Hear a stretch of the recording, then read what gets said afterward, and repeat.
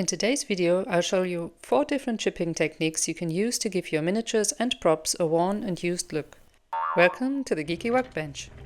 While I was looking for reference pictures for my last build, the Ripley vs Alien diorama, I came across the page of Taikai on MakerWorld. He has lots of awesome print files, and one of them was this panel for the loading lock of the scene I was making. And I just had to make it. I thought it might be a good idea to show you some chipping techniques I like to use for my miniatures and dioramas. And it's also a great excuse to make this awesome panel for my studio. Okay, today we'll be looking at liquid mask and chipping fluid, and then at using a brush or sponge and weathering pencils. So I've 3D printed all the files in PLA except for the buttons. Those I printed in clear resin so I can add LEDs to them later. Because there are holes for the cables in the parts, and it would be rude not to use them, right? Okay, I've sanded all the parts, glued some of them together and added putty to fill the gaps and sanded again. For this video I've skipped filming these steps because the main focus is on the chipping and weathering. But here's me sanding the filler primer and cleaning up the mess afterwards. I primed again with black, and now it's time for the base coat.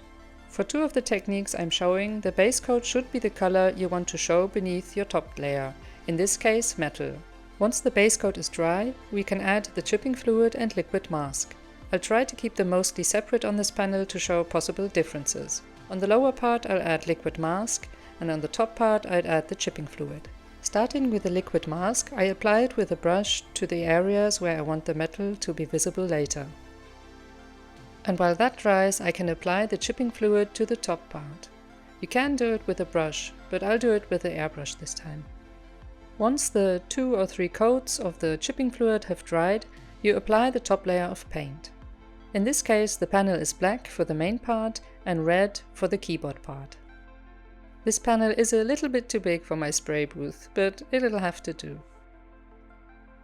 Here you can see the dried liquid mask.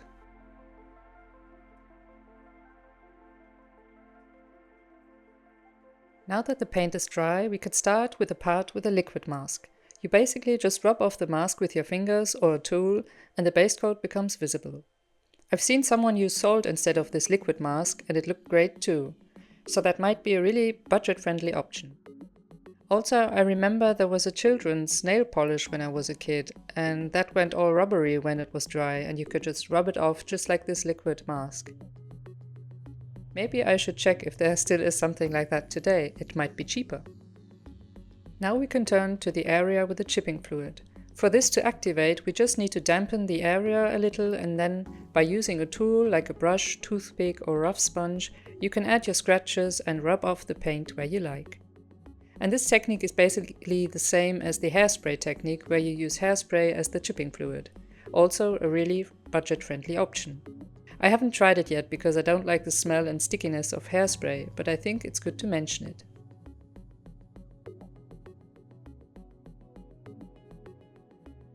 Before we continue with the other techniques, I'll quickly show you how I made the stencils for the lettering on the panel.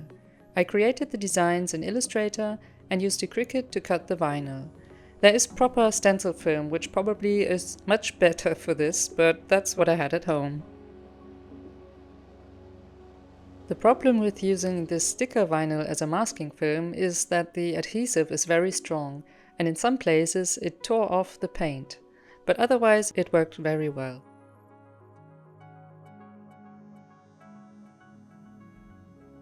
Now that we've got the first 2 techniques done, we can look at the other 2. I think the easiest and also cheapest is the paintbrush and sponge technique, because you don't need anything you don't already have in your supplies. You add your chipping effects by simply applying the metallic paint to the areas you want it to look like the top paint has gone. For edges I often use the brush and for surfaces the sponge. The only thing to keep in mind with this is to keep the paint layer really thin, because we don't want it to look like we added paint on top.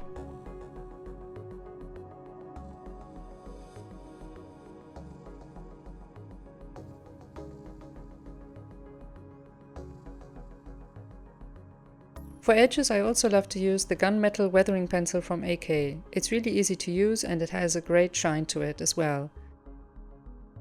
And here there is a budget-friendly option again. You could just use a soft regular pencil to add chipping effects to the edges.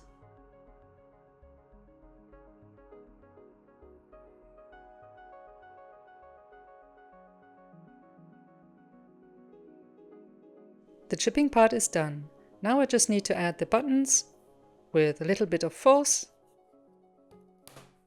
And then it's ready for the final coats of varnish and a light black oil wash.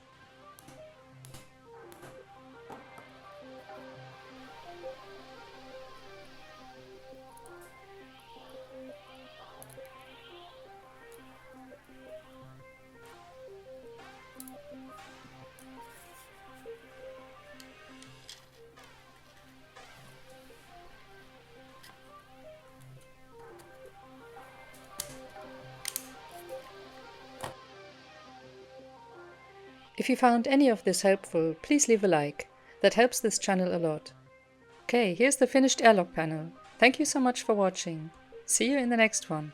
Bye!